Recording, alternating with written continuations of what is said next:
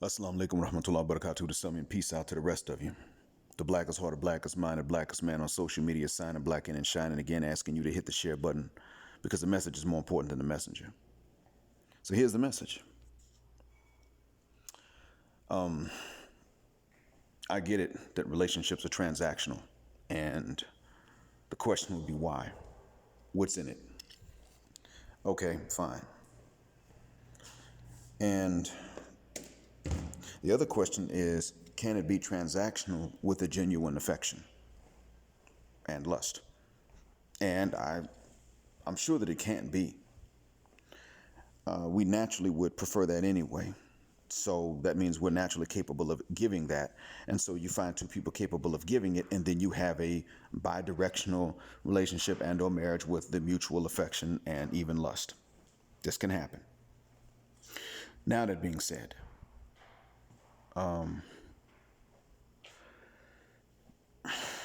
when it comes down to the stereotypes, it's like this. We already know there's one phenotype that is stereotyped to be good for stability, and there's another phenotype that is stereotyped to be good for the ding-a-ling.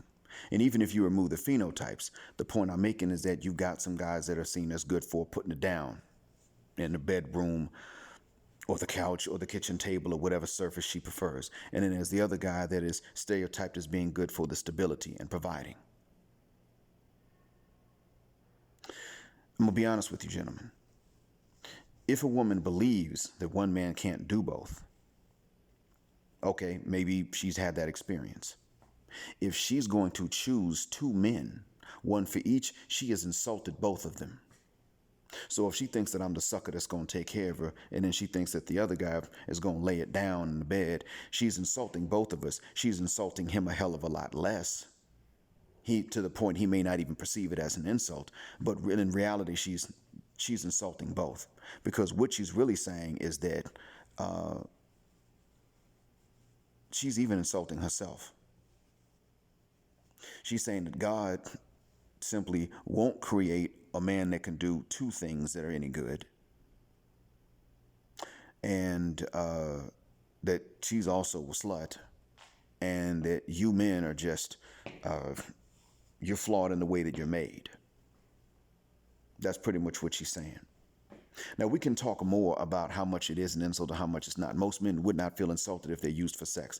Well, that's because that's the least insulting thing to use a man for, because that actually involves mutual pleasure. I get it. Many of you are going to say there's no insult in it. I would say that it's a mixed bag. It's a compliment and an insult. If she sees you as only good for that, because she's limiting your manhood to that. And if you don't see that as an insult, you've limited your manhood to that. But I'm not going to debate that. What I am going to say is that in a nutshell, they're trying to play all of us. And that's why it is that if you go back to the phenotypes, you got one phenotype that'll go and approach a woman, and she'll tell him that the opposite phenotype is her type. Then someone with the opposite phenotype is around her, and she'll say then that the previous phenotype, opposite the one in front of her now, is her type. The same ones will do this. And these are ladies that want men to have confidence, yet and still you will see them insist on trying to confuse and ruin the confidence of the men in front of them. It's not about one thing with these women. It is about many things, and they're mutually exclusive to each other. This is that by which they're judging men. In the West, the only one thing you can bring it down to is being difficult. That is the standard for them. And of course, they're the exceptions for whom they decide they're not going to be difficult. And if you're able to hit the gym and become one of those exceptions, good for you. What did you neglect while you were in the gym? There's always something. As Game Changer said, every man's got to lack something because you're human. The difference is that they don't care what they lack. They feel they should get away with it. That's the difference. They feel entitled to get away with whatever it is they're lacking. Whatever one thing, and they could be lacking a bunch of things, whatever one thing you're lacking is enough for them to go ahead and try to ruin your confidence. Then they can say you're lacking confidence. They're looking for you to lack something. The only reliable thing that they're going to do is give you a headache to go along with the peace leave. Nothing else. They get to determine how consequence-free that particular act is going to be, and they almost never choose to make it both pleasurable and consequence-free for him. They'll ruin their own lives just to make sure that he doesn't have it too easy. A nut with no stress. Are you a good bomb ass nut with no stress? Are you kidding me? And some French toast afterwards? No. You can see that because it's really easy to prove this. It's simple, gentlemen. You take a look at one thing. Can she look the way we would like them to look? And we like different looks, so that's easy for them. And act the way we would want them to act if they want to keep us. Can they act the way they want us to act if we want to keep them while looking the way we want them to look? They absolutely cannot. Even if she's a 5-to-1 man and she's an 8 to you, if she knows she's an 8 to you, she still is not going to act the way she needs to act to keep you the way she wants you to act to keep her. Because there has to be stress. That's really the only bottom line for a lot of them in the West, and that's why they're losing us. This takes me to something C. Boogie said. Mr. Boogie Man, I've been diplomatic first because I don't hate you, and I still don't. But this time, there's no reason to be diplomatic. You're intellectually dishonest. You set up and you have said that delusional men are always going to be angry and bitter about women. How dare you? The nerve of you, nigga.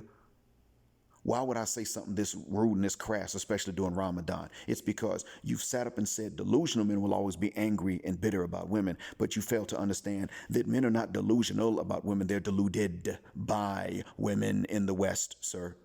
You know this. You've been around the world. You've seen them do it in some other cultures, and in other cultures, you've seen them behave better. But the truth be told, we are deluded by women. This is why you had to figure them out in your late age. You didn't start off your early teenage years knowing about them because the women in your family wouldn't tell you. Some were quiet, some lied to you, just like the rest of us. Some of our relatives were quiet about it and didn't lie. They just didn't say anything, and others of them were lying about it. We were deluded. We're not delusional. And you don't want to deal with that fact. But then you'll turn around and tell us a few videos ago that they wear a mask and that under the mask is fear, doubt, and insecurity, and that they have to wear the mask because there will be smoke rising over the city streets if they took them off. You're damn right there would be. Actually, there wouldn't. The smoke rising from the city streets will probably just be some guys that were... a few guys would flip out and really beat the snot out of her. And I really can't say, well, you shouldn't do it. But most guys actually would do the smarter thing, which is to just leave. The smoke rising might be from factories where they start to up the production of the robots. You know which ones I'm talking about. That may happen depending on the mores of the guys in that particular region. And I'm not going to knock that yet either because it was something that the women had an option to avoid and they chose not to by wearing the mask. The reason why men would flip out if these masks slip off is because, sir, they shouldn't have worn them in the first damn place. That's why. They're harder to deal with than we are. And they don't have to be, they just are. And I don't care what the reasons are anymore because they're complaining about the results. And it's time for you to just go ahead and admit, you know how they act, you know it's them, it's not us. Most of our flaws and screw ups are because of things we don't know. You want to sit up here and talk about the same guys that they're talking bad about and say that they're ruining things. The desperate guys, the creepy guys, the guys with the rapey vibes. Oh, God of mercy. These are the guys that aren't making the babies and leaving them, sir, because they're not making the babies in the first place. These women are doing, they're doing a typical, they're pretty much doing a typical substitution punishment. A whipping boy punishment. The ones they want, they know are the ones causing the problems because they've opened the doors for them to do it. But they're going to put the blame on the guys they don't want because they don't want them anyway. They'll get mad if these guys leave, which is happening. They'll get mad if these guys stay, which is happening. Either way, they're going to get mad at these same guys because really they don't want these dudes. And one of the ways that everybody in the manosphere knows not to rock with you is two things. Number, and you may have cleared it up with Game Changer, but a woman said that it was you that gave her the information that he may have raped somebody. So whether you smoothed it over with Game Changer or not, we know not to trust you. And then you're cavorting with Cynthia G. She is persona non grata because she is a damn liar and hypocrite. And that's been clear to everybody. She doesn't even hide that anymore. So the issue here is this. You're on the wrong side, point blank, period. You don't have to agree with me because I say it. You could take a look at your own self and see what you're doing. I'm telling you, other guys are just straight up clowning you, bruh. I'm in the groups where they clown you. I've seen the video where you got clowned. I'm not here to clown you. I'm here to tell you, you can do better because you used to do it. So we know you can. What you got to do is start holding adults accountable for things that they just chosen to do as adults. Now, if you're going to sit up here and let these bad broads off the hook, which is not fair to innocent women, and they do exist even in the West. If you're going to let the bad broads off the hook for this stuff talking about they can't help it, then what you're pretty much saying is they're kids. Now, if they're kids, what are you doing having sex with them? Huh? What's wrong with you? If anything is creepy and rapey, it would be that. And I'm not even calling you a pedophile. I'm telling you that you're calling yourself one. You just don't realize you're doing it.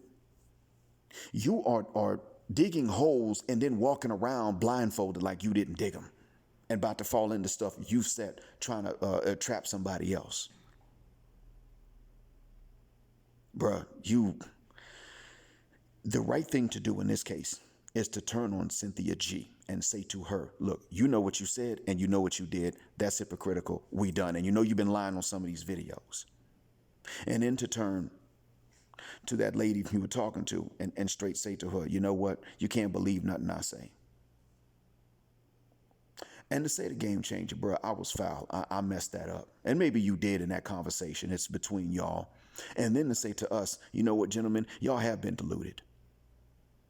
I mean, even if you do self-improve and you become an 8, the 6 feels entitled to you, and the 8's going to look at you and say, well, if I'm an 8 and he's an 8, I don't want him. And she's willing to go and buy with her own money an artificial ding-a-ling before she takes an 8 because she's an 8.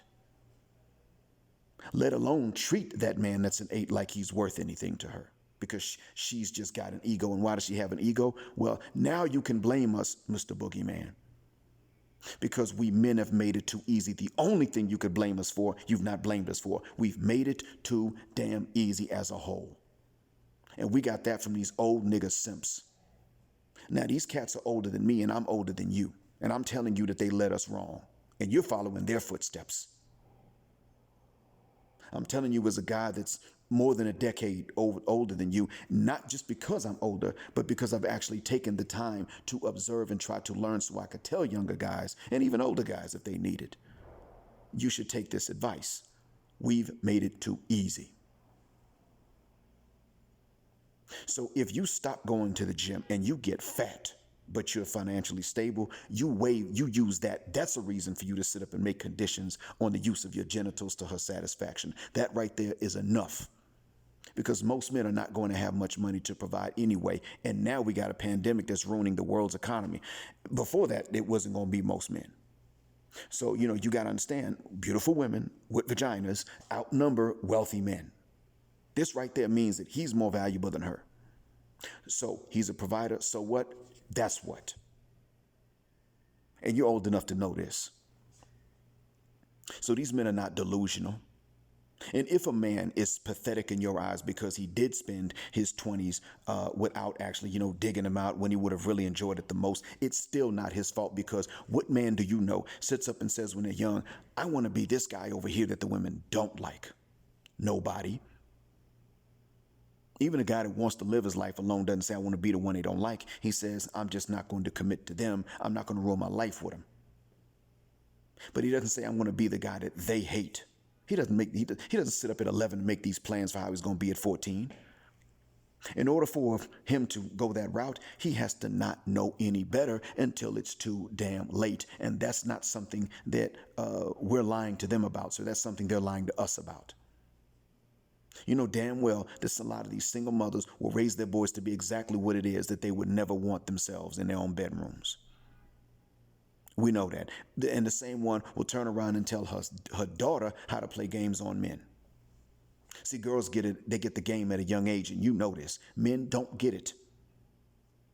So why don't you start blaming men for making it so easy? And instead, you could tell men, you know what, be difficult. All of you got to be on code about this, be difficult. And when they say, well, how are we going to do it and our things won't go down? Tell them about fasting. I did it in my last video. Or just send them there.